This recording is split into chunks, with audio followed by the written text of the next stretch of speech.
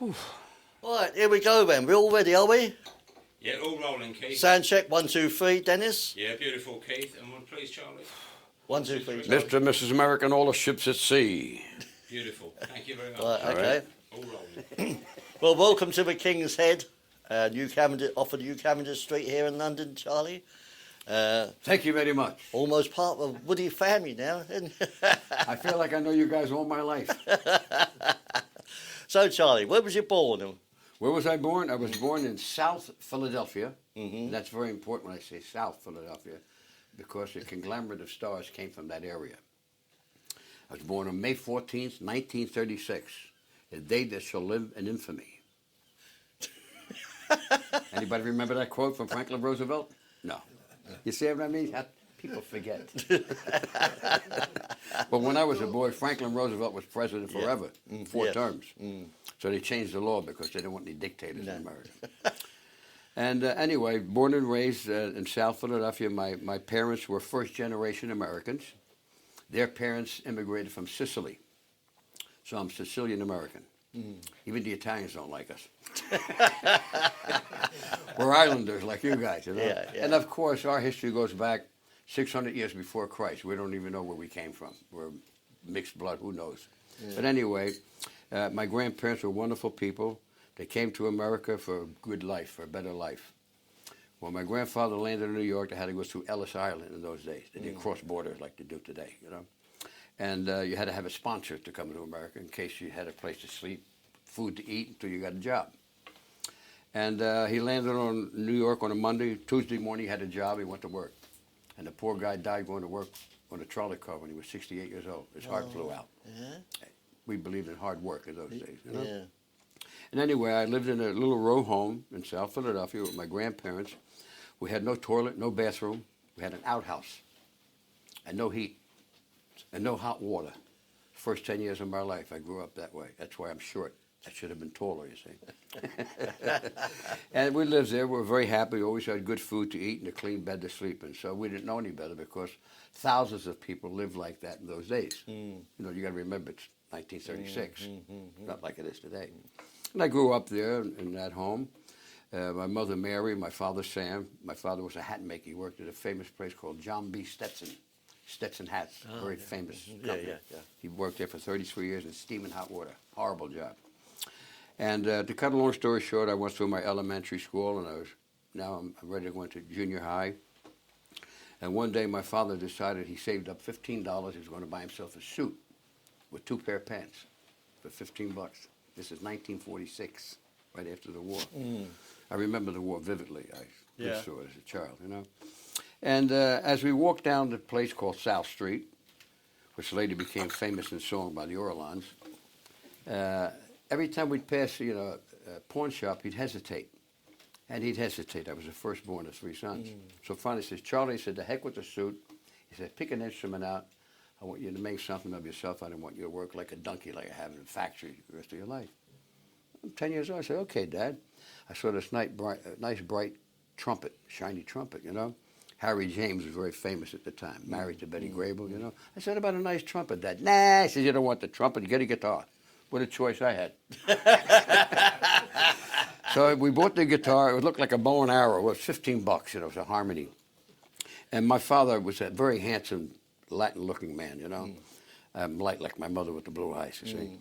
And bought the guitar. We took it home, and he knew a couple of little chords. He played harmonica a little bit, and tap danced. He loved show business, but his parents said, you got to go to work. We need the money. What show business? I mean? And anyway, the few chords he taught me, a buddy of his taught me a few. He said, look, if you're going to learn to be a musician, you get a teacher, you learn the right way. I had a wonderful teacher. His name was Anthony Panto, wonderful guitarist, mandolinist, and I studied for 4 or 5 years. By the time I was 15 years old, I was fairly accomplished as a musician already. And then I started doing like little serenades at night. Years ago, we had a tradition in America, like the night before, you go to the bride's house out the window and sing, I love you truly, blink, blink, boom, blink, and make $5. $5 is a lot of money. And then that's how I started. Tap rooms, or you call them pubs, break the guitar in, open a couple of bucks here, a couple of bucks. And, you know, and then finally I got into the nightclub industry, which I'm basically a nightclub entertainer, as I mentioned last night at the show. and I started working the nightclub circuit. My father was making $75 a week. I was making $150 a week. And in those days, you took the pay home to your mother in the envelope. Yeah, Ma. We didn't go out and blow it to help the family. Understand? And this went on for a number of years. And finally, I did a show called The Paul Whiteman Show. Now, for those folks that don't remember who he was, very famous orchestra leader of the 30s and 40s. Bing Crosby, you got to start with him. Wonderful, rotund man, played violin. And I went on this show, and whilst on this show, this gentleman driving in from New York, it was televised and radio and television, simulcast, you know. He heard me singing and playing the guitar. And the next day I got home, we didn't have a telephone in the house. We got a telegram saying that he thought I was talented. He wanted to offer me a record contract. I'm 15 and a half years old. And by the way, I won the family's first refrigerator on that show. You'd win a prize every week. Oh, right. And if you won 5 weeks in a row, you had a choice of a car or a refrigerator. I got the refrigerator because we didn't have one. And that began my recording career. We went into New York. I cut my first 2 or 3 songs. No big deal, you know. But I mean, what a wonderful experience for a kid. Yeah, New York City, great musicians, you know. And this went on for a couple of years, and finally, as a matter of fact, I'd like to mention this man's name because he really gave me my start in show business. He was from Charlotte, North Carolina, but he had this record company in New York. His name was Graham Prince, God rest his soul. And he tried his best for me, small potatoes, you know, one of those things. But he got me started in the business. Then finally, after I left Cadillac, which was a New York company, I recorded for a Philadelphia company called 20th Century. Once again, no great success, but I'm building up my chops, you know, as a musician, and building up a fan base, because I'm still working in nightclubs at this point. And then finally, in 1956, after recording for these 2 companies, some chap, as I explained to you last night at the show, he wanted to start a record company. Elvis is at this point is becoming, you know, the legend that he became. And he was looking for a tall, sexy, Elvis-looking guy who sang and played the guitar. Well, evidently he couldn't find a tall, sexy-looking guy, so he wound up with me. So he said, Charlie, we're going to go into the studio in December. He said, we're going to make a lot of money. Well, he was half right. He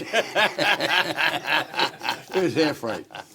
So we recorded a song. It was, I'll never forget, it was around Christmas time. It was cold out and bitter. Went up the steps of Record Art Studios, cut the 2 sides, 99 Ways and Butterfly. And, you know, from December to March, as the record progressed up the charts, we had not only a hit record, #1 hit. My God, it was like, I thought my mother was going to say, get up, Charlie, it's time to go to school. It's like a dream. Yeah. But that changed my whole life, of course. Yeah. And on the strength of that record, I did the Ed Sullivan Show, which was the pinnacle of show business in those days. My God, you know, I was on there with movie stars. And tremendous, you know. And I had 2 or 3 top 20 hits that year. And now at this particular point, I got a chance to come to Britain to perform. Wow. Got to be kidding me, you know. The country I read about all my life, history. You know, history is unbelievable compared to America. I'm only 200 years old, you know. So I took the show. I was booked here by Lou and Leslie Grade and Harold Davidson. They were like the big 3 of England at the time. I think a couple of them became knights or something like that. Yeah. As the time went by. And I took the ship and we landed in Le Havre the night before. I was on the Mauritania. The next day we landed in Southampton. I did my first show there. And I toured the whole British Isles for, I think I had a 6-week contract. That bloody fun. That's okay. If it's the Queen, tell her I'll call her back. Hey. Wrong number. That's a story of my life. Cure that. Sorry, Ben, Charlie. Yeah. You could always edit that out. Thank you, Mel. And once again, where was I? Oh, so I did the show, and I came to, and I was a hit here. The people loved me. You got to remember, only Bill Haley preceded me with his band. I came as a solo act, and I worked all the Empire theaters, the Empire Moss theaters, from London to Scotland, all over. And I had to work with the pit orchestra. I'm on stage by myself.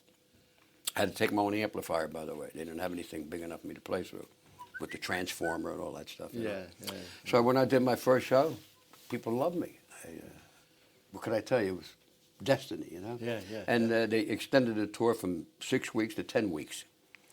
And it was it's wonderful. I did a couple of TV shows. I performed with, I tell you, I headlined the Sunday night at the Palladium, and I'm trying to remember her name. She was my supporting act. Goldfinger. what's her name? Shirley Bassey. She was my supporting act that night. Oh, right, yeah. Met Tommy Steele for the first time. Oh, We hit yeah. it off great. As a matter of fact, I met his wife to be. Well, I'm going back 60 years. Yeah, now, of you know? course, yeah. So I have all these wonderful memories and people that I met. And I met some of the great stars here in Britain. I did 2 or 3 6-5 special. I did all those shows, you know, the in thing.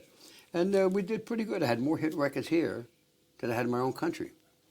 So Britain was my salvation later on in life. Yeah. So I came back for another tour. The following year, my wife Joan and I got married. We spent our honeymoon here. And we had another, 6, 8 weeks there? There was Yeah. about that, second tour. And then, you know, I have a book out, by the way. Yes. It's called Rock and Roll's Hidden Giant, which I did not name. A friend of mine, a Roman Catholic priest, said, "This is the name of your book, Charlie." I says, "Bless it before." So the book is available on Amazon and all them things, you know, on the web, which I don't know how to use. My son does all that for me, my son Charlie. Yeah. And, you know, I performed all these years. And my greatest love was coming to this country. I must have came here 50 times already in my career. I love it here. I think the people are great.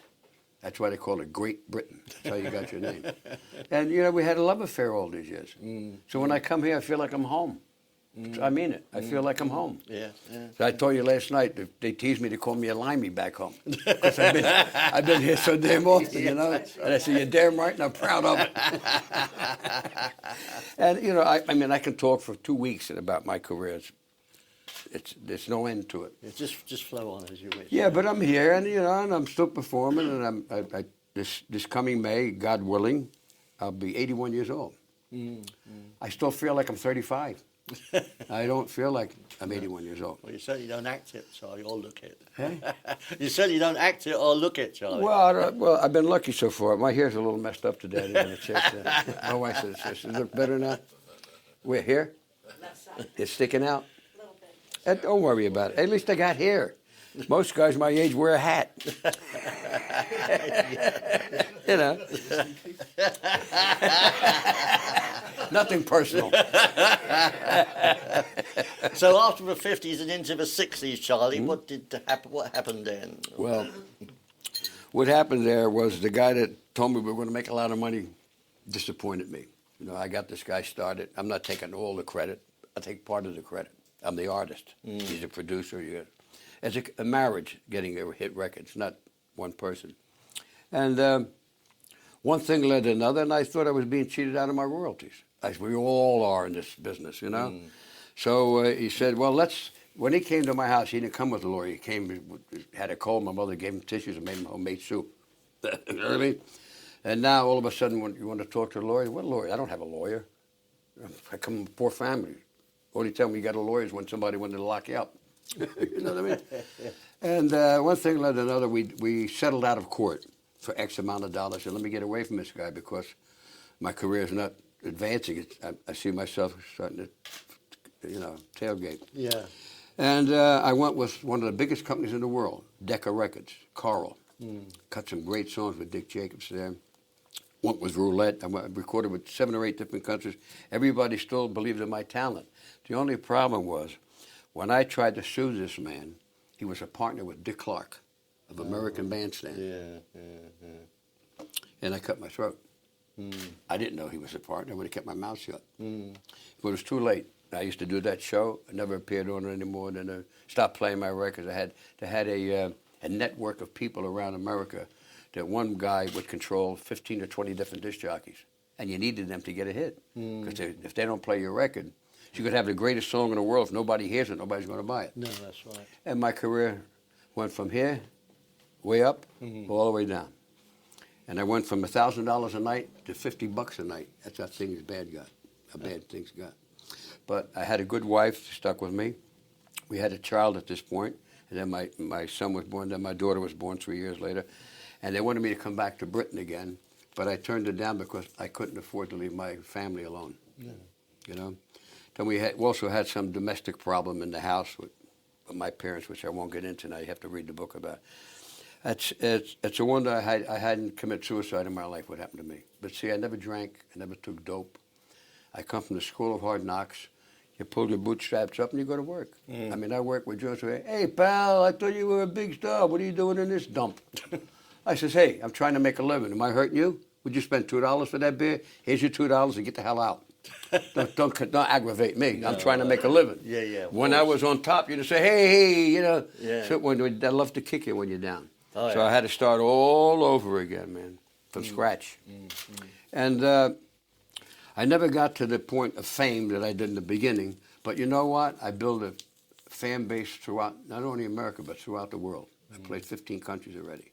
Everybody still knows who Charlie Gracie is. The only thing is I never got rich, like some of the other artists did. And God bless them. I don't have any animosity. I don't even hate the man that gypped me. That's life. I survived. They're all gone. Charlie Gracie's still here. I don't know how much time I got left, but I'm going to be me until they put dirt in my face. Whatever you see talking to you right now is me. Yeah. No pretenses. I tell it like it is. Yeah. Either you like me or don't. If you don't, when you see me cross the street, I don't want to talk to you. Well, that's how I am. Yeah, that's right. Yeah, and it's worked. Yeah. Yeah. Sometimes maybe I'm a little stubborn, you know, but I can't help what I am.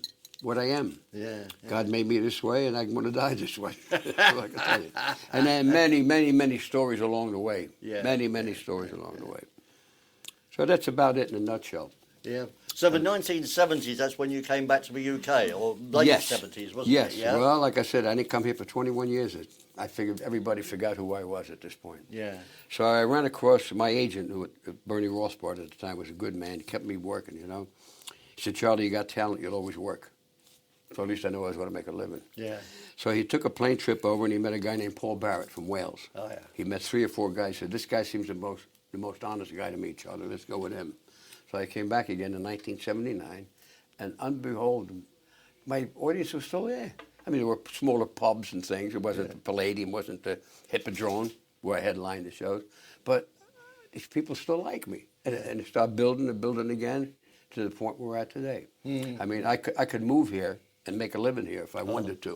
You know what I mean? But naturally, my roots are in America. And but I come here, I don't know, about 40 or 50 times. I lost track. Yeah. You've been here every year, I think, isn't Just it? about since '79, yeah. Yeah. Yeah. And I've played, 13 or 14 other countries where they still know who Charlie Gracie is. It's amazing. Yeah. And I've cut albums here in Europe, Germany, Yeah, and that's England, and Italy, Finland. Amazing, you know. I've got one at home that you did with Dave Travers, Star Dave- Bright. And, Great, Dave Travis, great kid, very talented in his own right. Sings and plays great guitar, but he got in the smart end of the business. He got to get where he can make the money. Yeah, he's got the what do you call it when publishing? That's where it's at. Publishing, yeah. I never was a good businessman, I'm afraid. No. Yeah, I'm not a good businessman. Money burns a hole in my pocket. So when did the idea come about to start writing a book, Charlie? Well, I'm going to tell you another funny thing. Everything that ever came to me in my life, I never solicited. It came to me. See, I'm a great believer in God's will. And that's funny how things turn out in life. When you're down, somebody's always there to pick you up. He picked me up many a time. And I'm not a religious fanatic. Yeah. I do believe in Jesus Christ. Because if he ain't who he said he is, there's no hope for any man on earth. Nobody else promised you eternity except him. But I don't want to get into the religious thing. That's my personal view. Yeah. Whether you agree with it or not, it's immaterial to me. And then, of course, having a good family, a good wife and kids, and my roots are always solid. So even if I had became out of show business and had to sell used cars, I still could make a living. I had an insurance man come to my house one day. He said, Charlie, if you wanted to sell insurance, you'd make $1 million a year. I said, I don't want to sell insurance. I want to sing and play the guitar. So, I mean, like I said, I can go on and on about this, but everything that ever came to me, I never asked for. The record deal, the second record deal, the third record deal, the movie, I did a movie and all that baloney. And finally, a couple of years ago, one of these publishers came to me and said they would like my life story. I said, why? You know, I'm not Paul McCartney. I'm not. I'm not super. Well, he says, in your time, you were as big as these guys. Only the money wasn't there. We made $1,000 a night. They make $100,000 a night. That's the difference. Times have changed. They play arenas now. There were no arenas. The theater was the biggest thing. I played to 3,000 people twice a day. At 6,000 people a day, 7 days a week. That was the big venues. Yeah. See? And they only charge a couple of bucks to come and see us. Today, you want to see Paul McCartney, it's $300 a ticket Yeah. times 19,000 seats. Yes, a lot of money. Yeah. Yeah, and then over the years, of course, these superstars asked to meet me. I said, they got to be crazy. What do they want to meet me for? Paul McCartney, Graham Nash. I toured with Van Morrison. These guys are superstars, multi-millionaires. Charlie, well, Charlie, the reason why we want you with us is because you and other people like you inspired us to become what we are. I never thought I inspired anybody.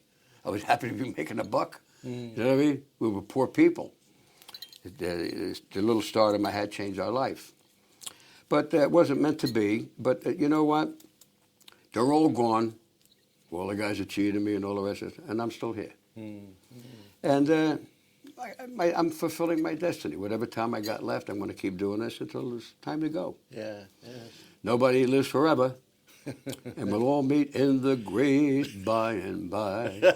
We shall meet on that beautiful shore. Some of us will meet there, the rest of us are going to be down there digging. What can I tell you? I think I've said it all. I Yeah. mean, Any questions you like for Charlie? Yeah. Charlie, you mentioned about playing in England, England.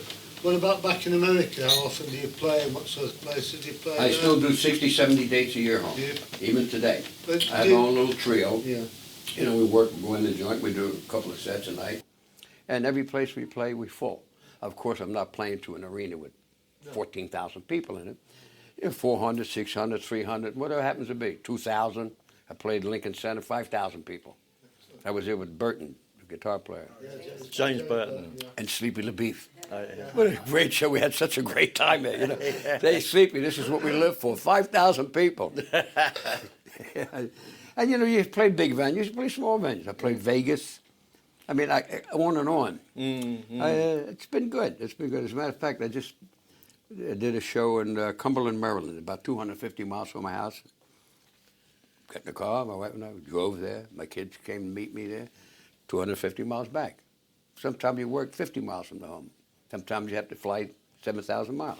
Whatever it is, it is. Vegas, you know, it's just great. Just great. And I have no regrets except, you know, maybe I should have been a little less headstrong at the time. I know I was being cheated, but I should have kept quiet until I build up a reservoir of finances where I didn't need these people anymore. No, that's right. But you got to remember, where you come from where I came from. $5, $10 was a lot of money. You understand? When I was a kid, I never had $5 in my pocket. A couple of quarters, a couple of 50-cent pieces, because we were poor people. But everybody was that way, not just my family. We would come from that era, you know? And, I mean, I could live on a ham and cheese sandwich a day if I had to. I don't have to have filet mignon. I don't have to have, you know what I'm saying? Because when you're raised with the school of hard knocks, you're a survivor. You know what I mean? Like I said to you, the last time we ate was yesterday for breakfast, right? I'm serious. Yeah. I'm not lying to you. Not that we didn't spend the money, didn't have time to eat. No, You know right. what I mean? Yeah, yeah. Now, usually when we get up in the morning, we go find breakfast. Well, we Yeah. had to come here, so we missed breakfast. Dennis, I think you got a question for Charlie, haven't you? Yeah. Thanks, Before we Keith. wrap Yeah. up. First off, Charlie, I'd like to say what a great performance last night. Well, thank I you. really enjoyed that. Thank you very much for Thank that. you. That was a real treat. A really, really great performance. That's nothing. The question is, you were there at the start, Yes. before the start of rock and roll. Yes. What was it like, and did you recognise at the time how big it was going to become? Well, I don't think anybody recognized it. You see, when I grew up, I didn't have anything to listen to called rock and roll. But I listened to people like Fats Waller, which is nothing like rock and roll.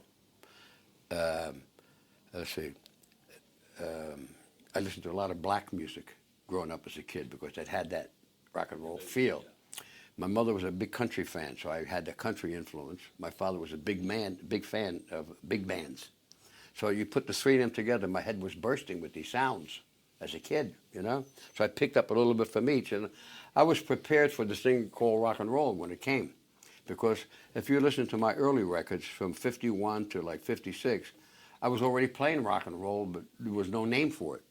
Well, that was going to be my follow-on question. Did rock and roll just happen overnight, or it evolved gradually and then Well, I think somebody it came in gradually, but none of us really knew what was appreciated it. happening? You know what I mean? When Elvis hit the scene, then the whole thing became moot. I mean, you know, everybody wanted to be Elvis Presley. I never wanted to be Elvis Presley. I wanted to be Charlie Gracie because I never believe in being second banana. You are who you are. When you play one of my records, I think you recognize it's me.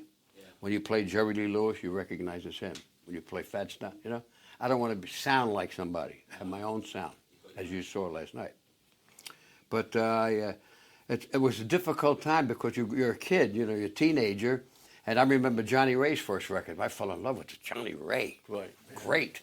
I was in high school. You know what I mean? I thought it was a girl at first. He had that feminine, you know. And then when I saw him before, we finally met years ago. As a matter of fact, I met him in London for the first time. You know, great artist. And then we worked together many a time.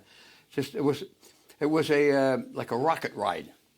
You know, it was overnight, like boom, rock and roll was it. And it changed the whole mood of not only America and Britain, but the whole world. Started that fast, did it? It was that Yeah, because that everybody quick a wanted to be change. Elvis Presley, you understand? Yeah. You know, everybody wanted, well, he's a superstar.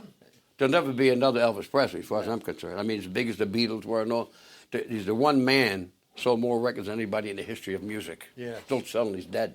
You know what I mean? Yeah. But he was a phenomenon, and a lot of us rode on his coattails. You know, there's only one Elvis Presley, whether you like him or not. Some people love him, some people can't stand his music. But he was the super duper. Let's face it. It's a shame he didn't have enough force, to save his life, to live a more normal life. You know? Yeah. But you know, stardom is a funny thing to people. It changes people. I wasn't a star long enough to change me. You know what I mean?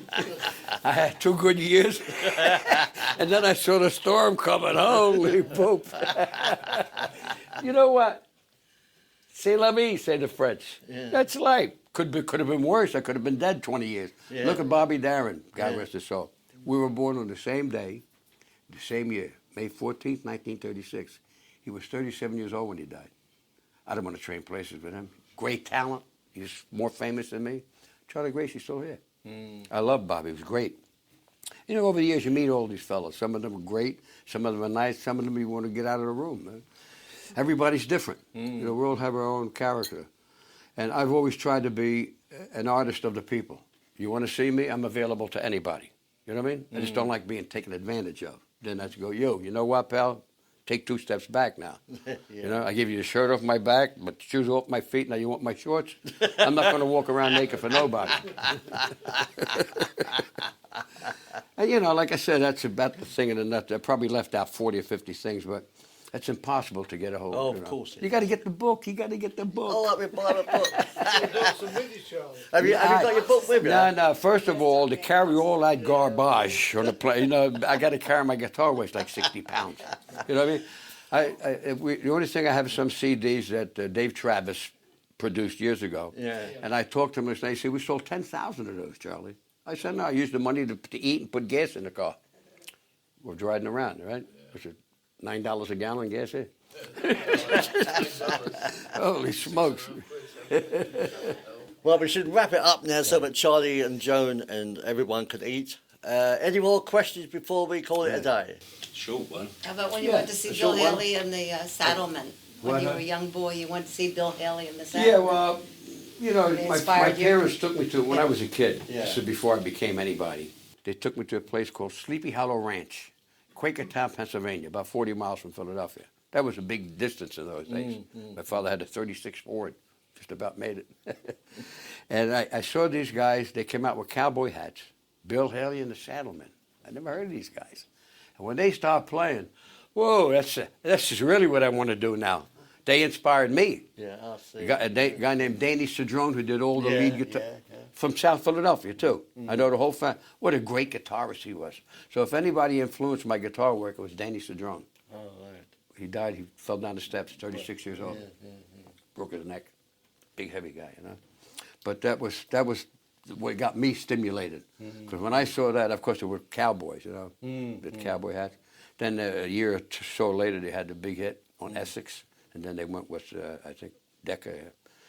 He influenced a lot. You know, what disappoints me is a lot of people don't talk about him anymore. No. He was a great influence on everybody. Yeah, of course he was. Yeah. The only thing, the problem with him was he was, compared to us teenagers, he was already like a middle-aged looking guy. He didn't have, he looked old compared to us kids. Yes. I think that hurt his career a little bit. You know what I'm saying? Where Elvis, young, good-looking, fresh kid, you know? Tough to compete with that. Yeah. But that influenced me. I'm glad you reminded me there. Thank you. I mean, there's a million other stories if I stop and think about them, but Yeah. I think Dennis? you got the crux of everything. Oh, yeah. Dennis. Short one. Just a quick one. Yeah. I've seen it written that you're credited with the return of the comets. Without you, the return of the comets may never have happened, and this is all down Well- to a TV show in 1988. Well, here's what happened. The fellow that books me here, you know, Paul Barrett and all, I said to him, you know, I always felt that Bill Hare was being cheated out of his place in musical history. I said, you know, if they love me, they'd love Bill Haley's band here. Why don't you see if you can book them in? And they started booking them again in Europe, and they hit all over again because we traveled with them in the van.